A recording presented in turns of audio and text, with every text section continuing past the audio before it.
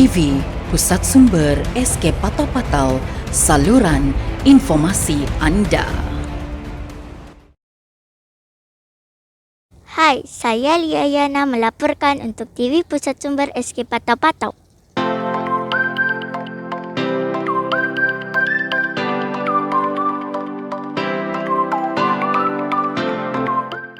Untuk pengetahuan semua, Muzium Chimney Wilayah Persekutuan Labuan telah dibuka semula kepada pengunjung bermula pada 13 November 2021 yang lalu.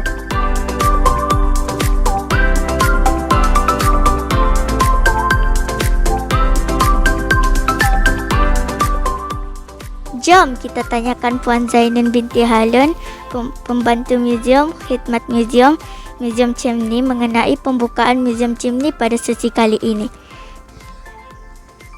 Assalamualaikum adik Liana. Terima kasih kerana sudi bersama-sama dengan kami di Muzium Chimney. Okey, untuk makluman adik-adik semua, Muzium Chimney pada awalnya sebenarnya lebih dikenali sebagai Pusat Informasi Chimney. Tapi pada tahun selepas tahun 2015 macam tu, dia telah dinektarap kepada Muzium Chimney.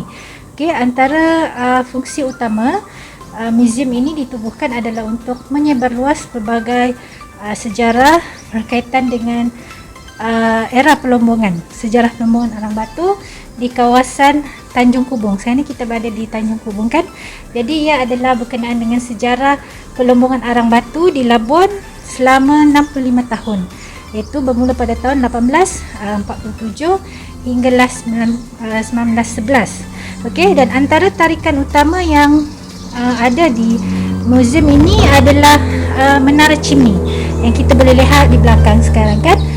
Itu adalah Menara Chimney yang telah dibina pada zaman kepesatan industri pelombongan Arang Batu di Labuan pada masa dahulu lah.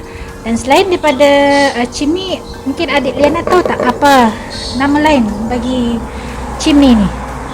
Tidak tahu kan? Okey, sebenarnya untuk Menara Chimney ni, masyarakat tempatan di Labuan lebih mengenalinya sebagai punil. Punil itu sebenarnya perkataan berasal daripada perkataan bahasa Inggeris. Sama juga dengan chimney itu sendiri berasal daripada perkataan bahasa Inggeris yang bermaksud serombong. Cumanya untuk perkataan punil daripada perkataan bahasa Inggeris iaitu funnel, tapi dia telah diadaptasikan ke dalam bahasa Kedayan Brunei di Labuan. F itu menjadi P. Jadi sampai sekarang dia lebih dikenal sebagai punil. Okey, dan untuk pengetahuan adik Liana juga, muzium ini telah dibuka secara rasminya pada 26 Oktober 2002. Okey, dan kita ada dua galeri. Okey, di aras bawah kita lebih kepada galeri yang mempamerkan sejarah pelombongan dan juga sistem pengangkutan kereta api di Labuan. Untuk di tingkat atas lebih kepada galeri yang mempamerkan mengenai sejarah chimney dan juga kerja-kerja baik pulih Menara Chimney itu sendirilah. Terima kasih Puan kerana sudi ditemu ramah pada petang ini.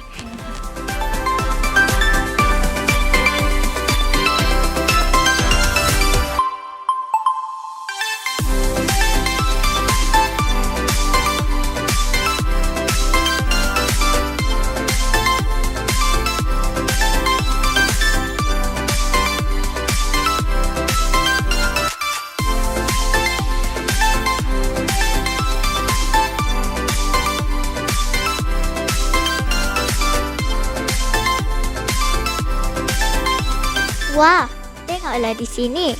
Model binaan chimney yang dibuat oleh murid SKPP semasa sambutan kemerdekaan peringkat sekolah juga ada dipamerkan di sini.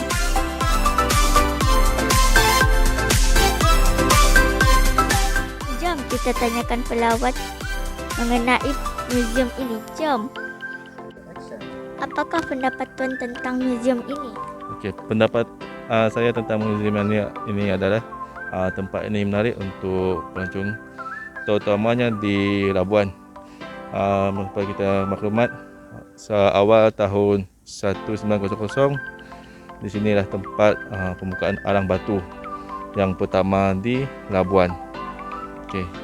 So Saya harap mana-mana pelancong ataupun pelawat di luar negeri boleh datang ke Museum CIMNI di Labuan untuk mengetahui apa yang ada di Labuan, sejarah Labuan.